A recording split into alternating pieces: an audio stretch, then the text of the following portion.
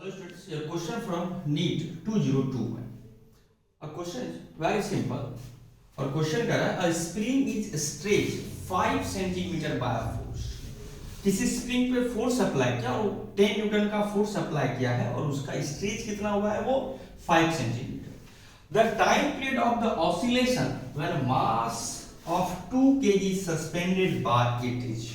और आपको चार ऑप्शन है 3.14 सेकेंड, बी है 0.628 सेकेंड, सी है 0.628 सेकेंड और डी ऑप्शन है 6.28 सेकेंड.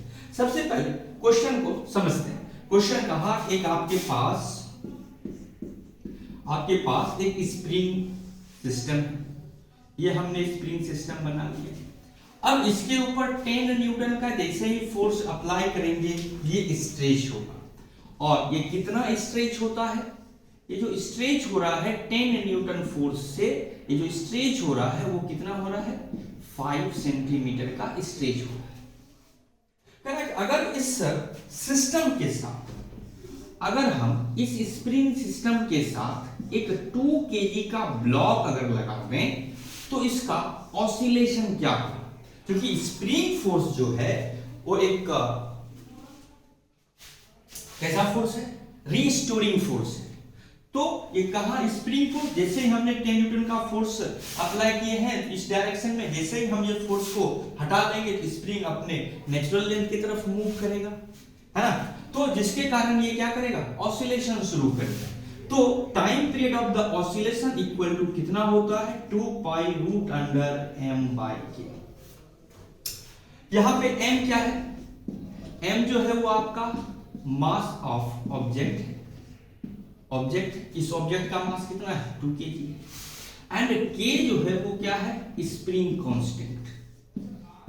स्प्रिंग कांस्टेंट और स्प्रिंग कांस्टेंट मटेरियल पे डिपेंड करता है. जब तक स्प्रिंग चेंज नहीं होगा तो k चेंज नहीं होगा. और k के लिए क्वेश्चन में एक हिंट्स दिया हुआ है. जब इसके ऊपर 10 न्यूटन का फोर्स अप्लाई होता है इसमें स्ट्रेच कितना होता है? ये 5 सेंटीमीटर. तो हम लोग स्प्रिंग फोर्स इक्वल टू लिख सकते हैं k इंटू एक्स. एक्स क्या है? स्ट्रेच, कंप्रेशन और एक्सपेंशन.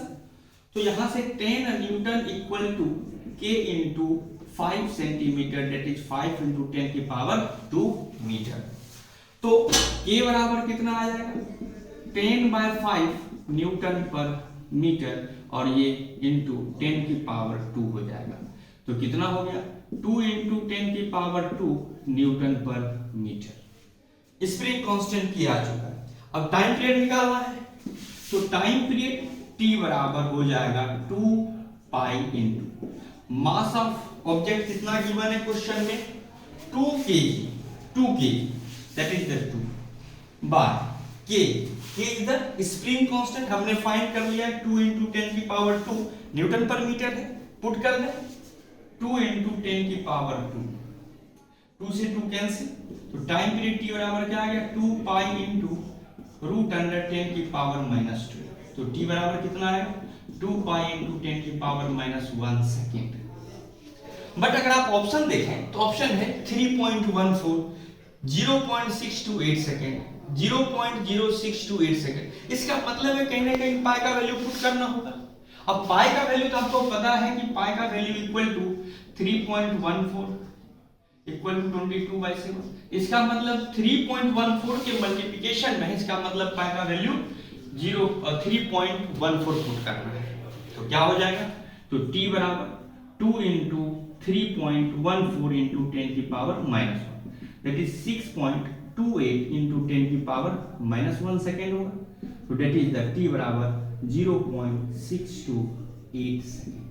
जो आपका टाइम पीरियड ऑफ ऑसिलेशन होगा ब्लॉक का वो कितना होगा 0.628 सेकेंड होगा, जो कि आपका ऑप्शन नंबर बी में गिवन है. तो आपका ऑप्शन नंबर बी जो है वो आपका करेक्ट ऑप्शन होगा. Thank you.